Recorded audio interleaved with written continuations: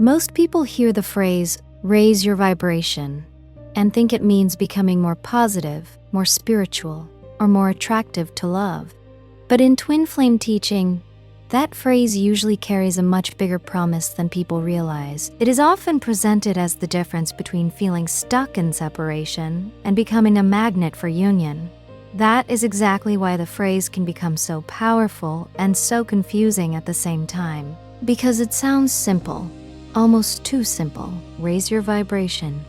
That is the instruction. But for many people, the moment they try to apply it, everything gets blurry.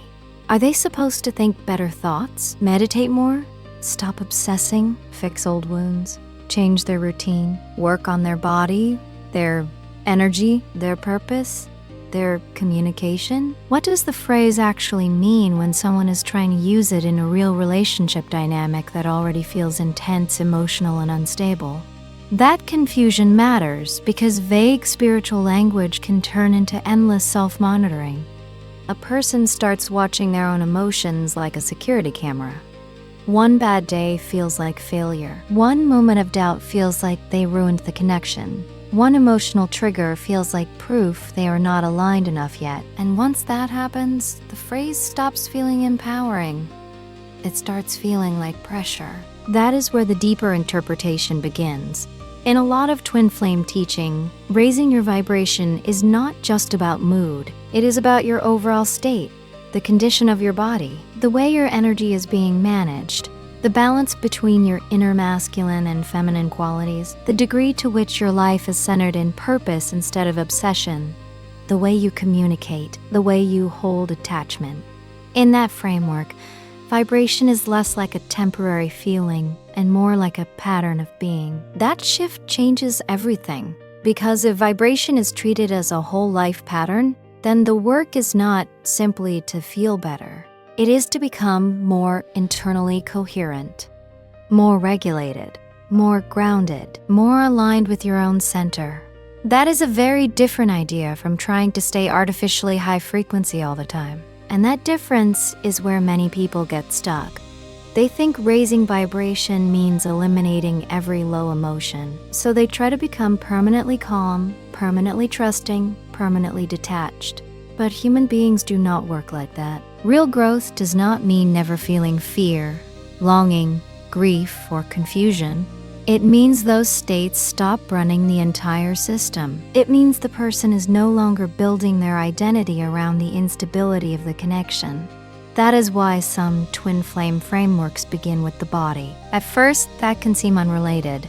People want answers about love, communication, reunion. Instead, they hear about caring for the body, daily rhythm, energy maintenance, and physical alignment. But the logic underneath it is that the body is not separate from the emotional or spiritual experience. If someone is dysregulated, exhausted, scattered, and constantly operating from tension, then even their spiritual practices can become extensions of panic. So one meaning of raise your vibration is to create a stronger foundation in the body first. Not because the body magically forces an outcome, but because it changes how you carry emotion, how you respond to uncertainty, and how much internal chaos you bring into the connection. Then comes another layer that twin flame teachings often emphasize: the balance of masculine and feminine energy. This is one of those phrases people repeat without always defining. In many teachings, it refers to the balance between structure and receptivity, direction and surrender, movement and allowing. When those qualities are severely imbalanced, the relationship dynamic can start reflecting that imbalance back in painful ways. One person may cling, over-pursue, overanalyze, and force meaning, or they may withdraw completely, become passive, and call that surrender. Either way, the center is lost. So in this context, raising vibration also means restoring balance within the self, not becoming someone else, not performing a spiritual identity, but bringing opposite forces into better relationship inside your own life. That is where the next turning point shows up. Because the real issue isn't that people care too much about reunion. It's that many of them are trying to create connection from a state of inner imbalance. And when that happens, Even good intentions can create distortion. Communication becomes loaded. Silence becomes catastrophic. Purpose gets forgotten. Daily life shrinks around one emotional question: when will this happen? At that point, vibration is no longer just a spiritual term.